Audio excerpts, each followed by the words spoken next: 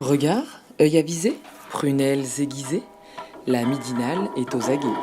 Par Pierre Jacquemin, tous les jours, à 12h30. Bonjour Manon Aubry, Bonjour. vous êtes porte-parole d'Oxfam France. Le Secours populaire vient de publier une étude révélant que 21% des Français ont du mal à se procurer une alimentation saine pour assurer 3 repas par jour. C'est aussi le constat que vous faites, les inégalités progressent. Les inégalités progressent et ce qui est intéressant, c'est quand on parle de la pauvreté, qu'on regarde cette problématique dans son ensemble et qu'on la remet dans le contexte de la distribution des richesses. Parce que souvent, quand des personnes se trouvent dans une situation de pauvreté, on peut regarder à l'autre extrême de la distribution des richesses. Et en fait, le pays, la France, ne manque pas de richesses puisque en France, les 10% les plus riches possèdent à peu près de la moitié des richesses. Et donc, quand on parle de pauvreté, au final, on parle aussi surtout beaucoup d'inégalités. Donc c'est la principale cause, c'est l'absence de répartition des richesses, c'est ça disons que on ne viendra pas à bout de la pauvreté si on ne s'attaque pas aux inégalités. Et les efforts dans la réduction de la pauvreté au niveau international, l'extrême pauvreté a été plutôt réduite ces dernières années.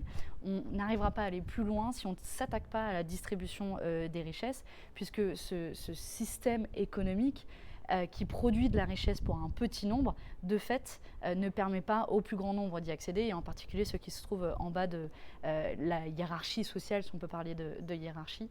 Et donc c'est vrai que la question de la pauvreté est avant tout une question d'inégalité. On estime à peu près au niveau international qu'en réduisant les inégalités, on pourra permettre à 200 millions de personnes supplémentaires de sortir de la situation d'extrême pauvreté. Le constat est similaire aussi à l'échelle franco-française. Alors vous avez récemment travaillé sur la loi Pacte, le plan d'action pour la croissance et la transformation des entreprises, examiné en ce moment au Parlement, qui propose d'alléger encore plus les cotisations patronales pour mieux répartir les richesses. C'est l'argument du gouvernement et les richesses qui sont créées dans nos entreprises. C'est la bonne méthode selon vous ? Alors, d'abord un petit mot sur en effet ce qu'est la loi Pacte. C'est présenté par le gouvernement comme l'économie du 21e siècle. On va faire transiter les entreprises dans cette économie-là du 21e siècle. Mais malheureusement, le gouvernement le fait avec les recettes du 19e siècle. Et ces recettes-là, c'est précisément une baisse de cotisation patronale, par exemple, sur l'intéressement et la participation qui est une forme de redistribution des richesses aux salariés. Et donc, derrière l'objectif louable, parce que le projet de loi présente quand même cet objectif de redistribution des richesses. Il y a même un chapitre qui s'appelle, de manière presque ironique, des entreprises plus justes. En fait, il le fait avec une méthode qui ne permettra pas de véritablement redistribuer les richesses, puisque, par exemple, la baisse de ce qu'on appelle le forfait social, qui est le taux de cotisation payé par les entreprises pour l'intéressement et la participation, l'épargne salariale de manière générale, en fait, a deux écueils importants. Le premier, c'est que c'est un manque à gagner dans les caisses de l'État quand les entreprises ne payent pas leur cotisation patronale. Le gouvernement estime que ce sera au moins 600 millions d'euros par an. Et puis, deuxièmement, c'est aussi une manière de flexibiliser le salaire. Donc on le voit bien que derrière un objectif louable, les réponses ne sont pas à la hauteur.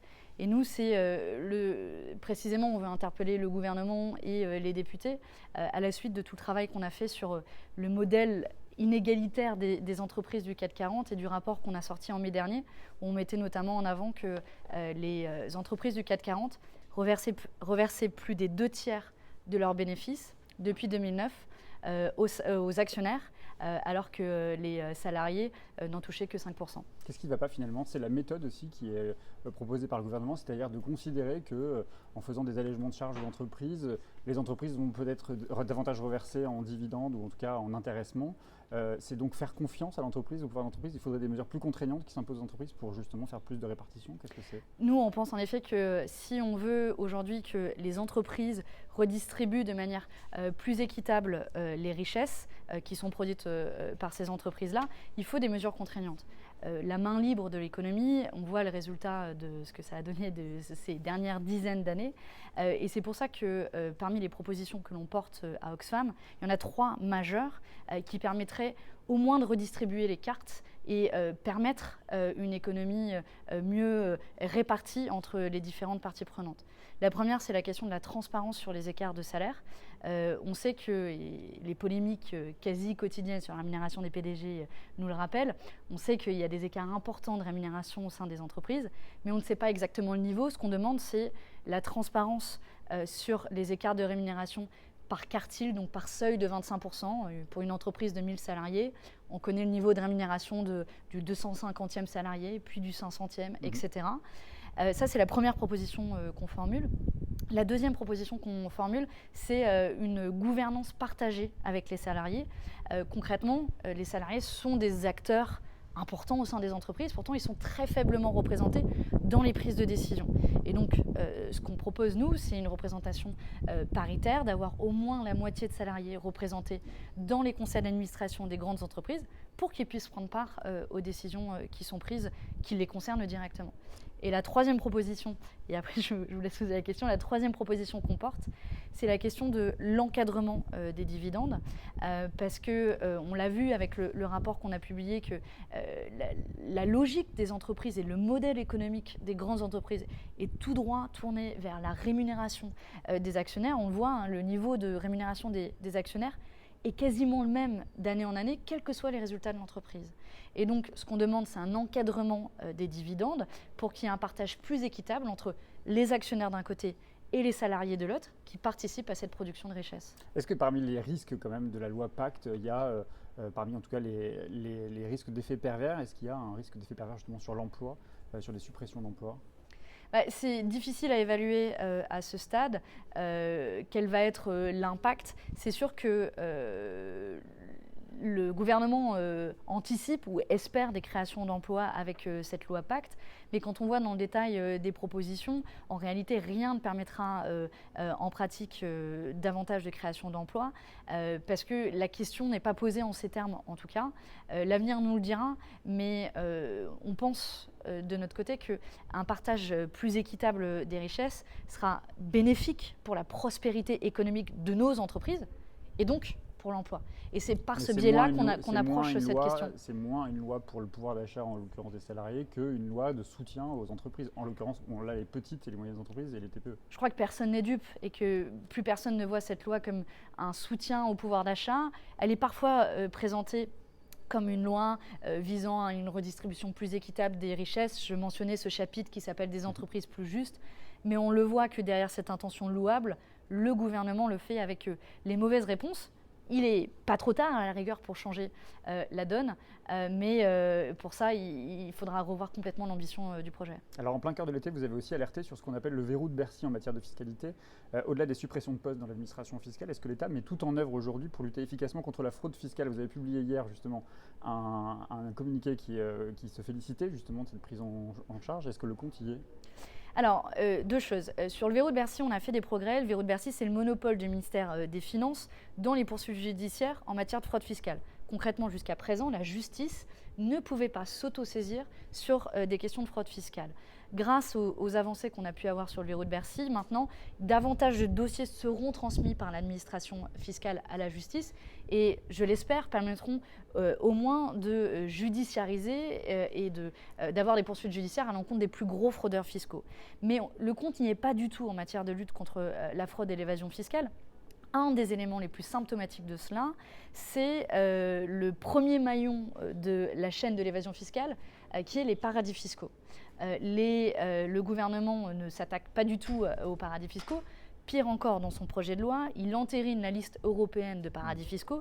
Le résultat, c'est que la liste française de paradis fiscaux, ça va bientôt être 14 États, dont la Namibie, le Botswana. Je mets au défi quiconque de trouver un scandale d'évasion fiscale qui implique ces pays.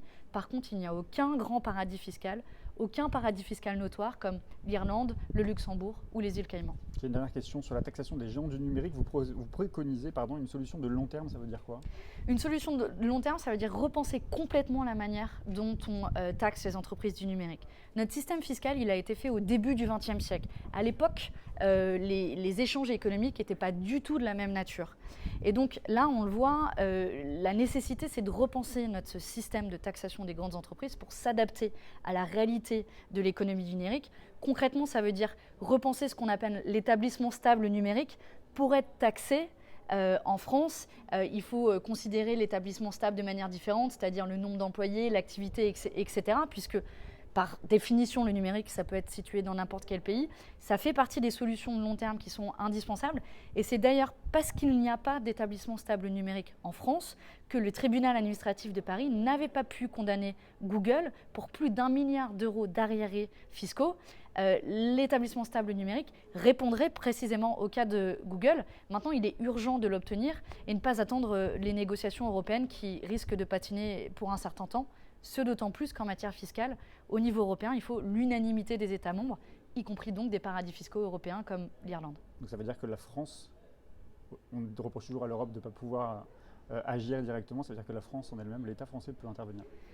Pour lutter contre l'évasion fiscale, il y a cette espèce de rêve qu'on ne peut le faire qu'à l'échelle européenne ou qu'à l'échelle internationale. Non, j'ai envie de passer un message clair et presque encourageant. La France peut faire beaucoup en matière de lutte contre l'évasion fiscale. Elle peut adopter une liste de paradis fiscaux qui liste l'Irlande et le Luxembourg. Oui, ce sera une déflagration politique, mais ça donnera les moyens d'agir. Elle peut adopter la transparence fiscale pour qu'on sache ce que font les entreprises multinationales sur notre sol. Elle peut aussi adopter l'établissement stable numérique. Tout ça, elle peut le faire de manière unilatérale, mais encore faut-il du courage politique. Eh bien, merci beaucoup Manon Aubry. Merci.